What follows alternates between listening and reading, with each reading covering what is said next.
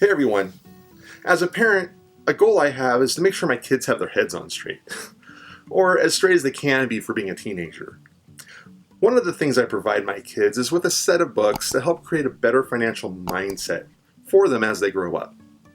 In my mind, these books provide a toolkit to help them with a base of information. As a person who's received a degree or two in his life, these books really resonated with me. And they weren't provided to me in high school.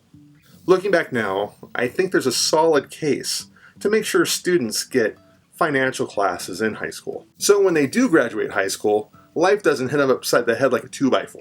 Let's get into these books. But first, welcome to my channel. I talk about jobs, education, careers, and more. Now, this isn't going to be an in-depth book review. I'm doing this as if I were talking to my kids about these books. These are books I recommend.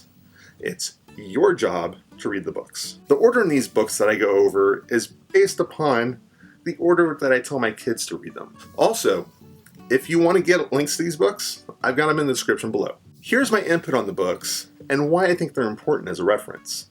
The first book I'm going to discuss is a pretty easy read. It's a good reference book to have on the shelf pretty much any time. This book is Idiot's Guide to Managing Money. This one's important because of the simplicity of the items covered. The book talks about simple things such as opening a checking account, help with your credit scores, information about your credit scores, debt, even stuff as simple as shopping smart at the grocery store. It's a book that will provide a foundation to other books on this list. The next book I tell my kids to read is Getting to Yes. In your life, you're going to have to negotiate something sometime. Buying a car or a house, or negotiating a job offer, or a pay increase. This book provides insight at how negotiation is a meeting of the minds for both sides. I tell my kids, you want to get a good deal, but you don't want to try to be obtuse in your negotiation. You'll walk away unhappy and potentially losing out on what you wanted. Negotiating is pretty commonplace in many parts of the world, but it seems like this experience is lacking and not taught in schools. And it's a vital skill to have once you're grown up. The next book I'm going to talk about is Rich Dad, Poor Dad. Basically, the book talks about exactly what the title states. Approaches that the author's father figures in the book have with their approaches to money. For me, it's an important book because it deals with how to view money and how to change your mindset of what money is and how to interact with money. Getting into this mindset is more difficult than you think, because this is a change from a consumption mindset that's common in America to an asset or investing mindset. Another book that's a variation of the Rich Dad, Poor Dad book is the book called The Richest Man in Babylon. Currently on loan with my son.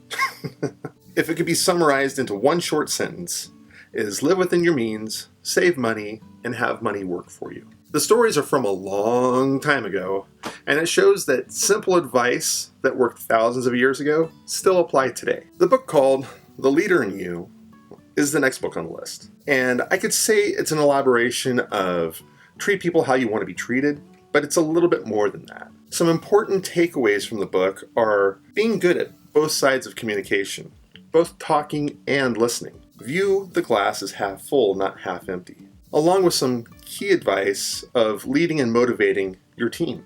A very important thing I tell my kids is that you don't have to be a manager to be a leader. The final book in this list is The 7 Habits of Highly Effective People. In my opinion, this book is a different approach to both The Leader in You and The Richest Man in Babylon. I say that not as a negative thing, but as a positive one. Several of the 7 traits are a rehash of the glass half full and communicate effectively topics. But reading a key point from a different perspective will only reinforce the concept more firmly into your mind. To summarize these books, each of them is like laying a solid foundation for a house. You build a house on stone, not sand, so that your home doesn't collapse. The same approach applies for your financial mindset and how you approach your job. Each of these books will help you in some way as you continue your education or pursue your career. If you've read any of the books and want to provide some feedback, please leave it in the comments section below for other readers to see. With that, if you liked the video, please click the like button. And if you're enjoying my content, please consider subscribing. A click on the notification bell will alert you when I post new videos. Again, thank you so much for watching. I hope you have a wonderful day. Be safe.